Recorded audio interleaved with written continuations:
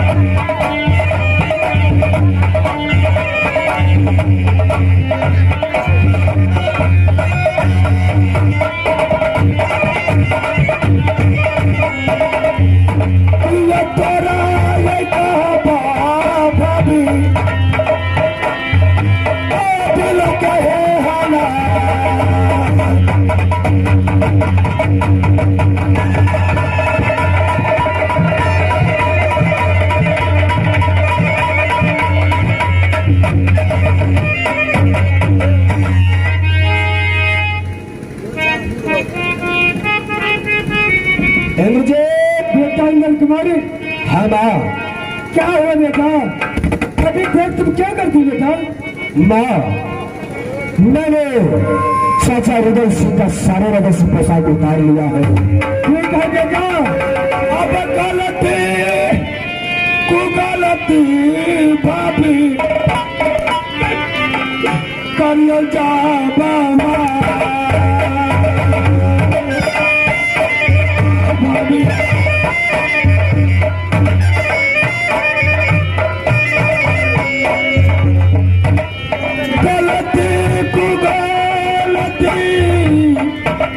मैं पता हूँ कर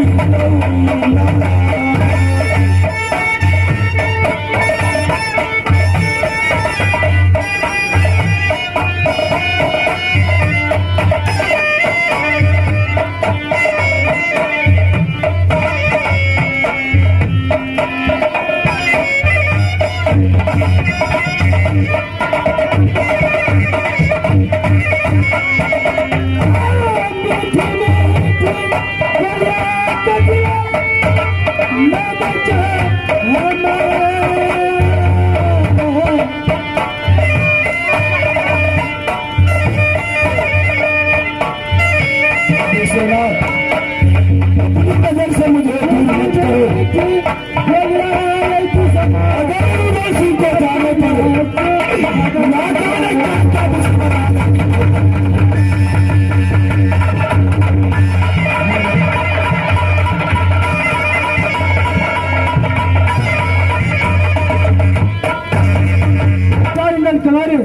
हाँ हाँ माँ, अभी नजदीक का जितनी रजसी पोशाक है सब उतार कर रख लो। सामने आओ।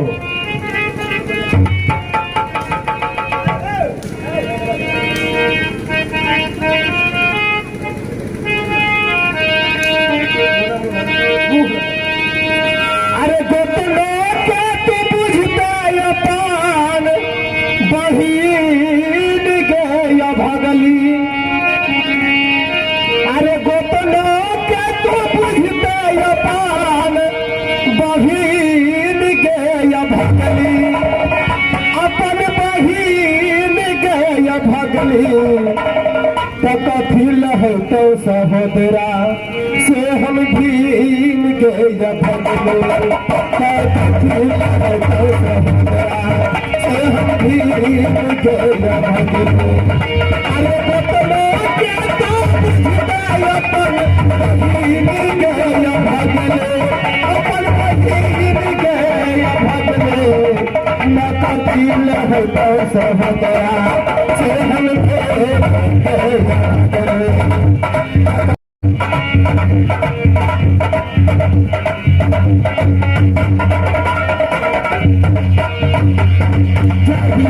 से तो घर उठने चल चला बैठा से तो घर उठने चल चला बैठा अपने हाथे आगे फोन के अपन घर चला बैठा अपने हाथे आगे फोन के अपन घर चला बैठा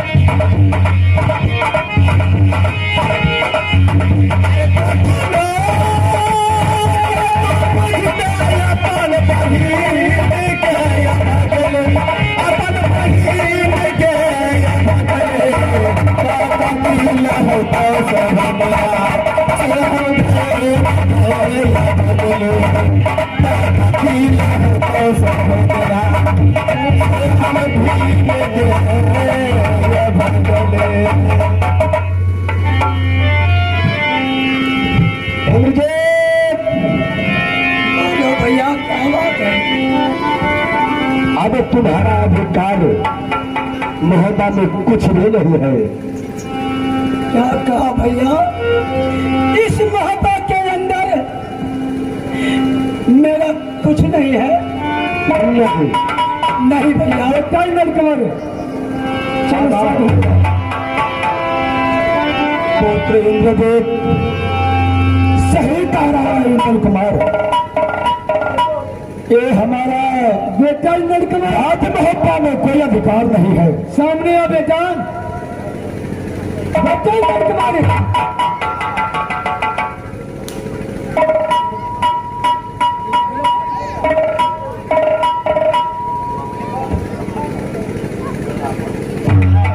बेटा ये तूने क्या कर रखा है बेटा?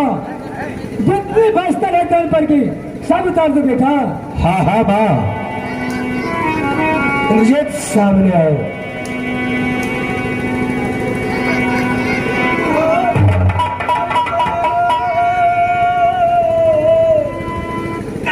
और इधर से कदम का जितने कपड़ा है बस्ती है सब उतार दो बेटा।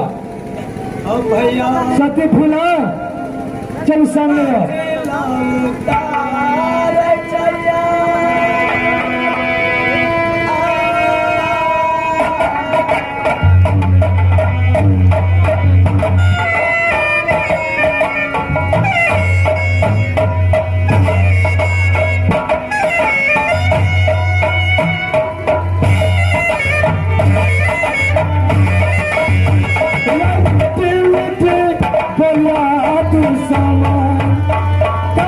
Let's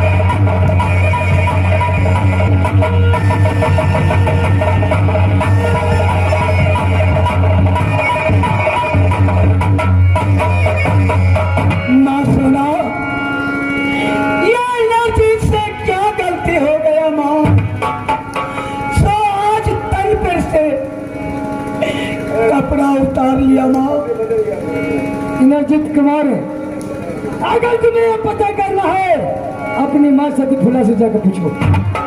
चलो सती फूला सामने है, सती फूला तुम जो इस समय अपने दक्षिण का चीर पहन रखे हैं सब उतार कर रखो, एक पहाड़ करके मेरे सामने में भी आओ।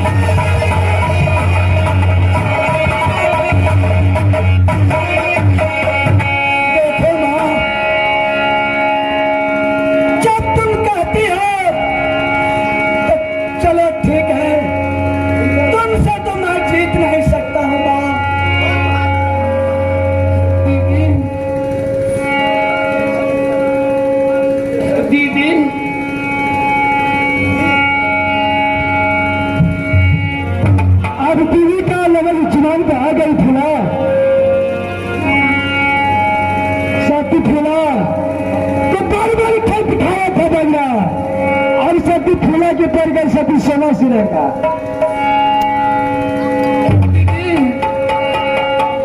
जिस दिन मैं गाना करा की रात मोरे सिराज दीदी और आपको माँ की समान दीदी, जिस दिन आपको एक हाथ से बात करती थी दीदी, उस दिन मैं भोजन नहीं करती थी।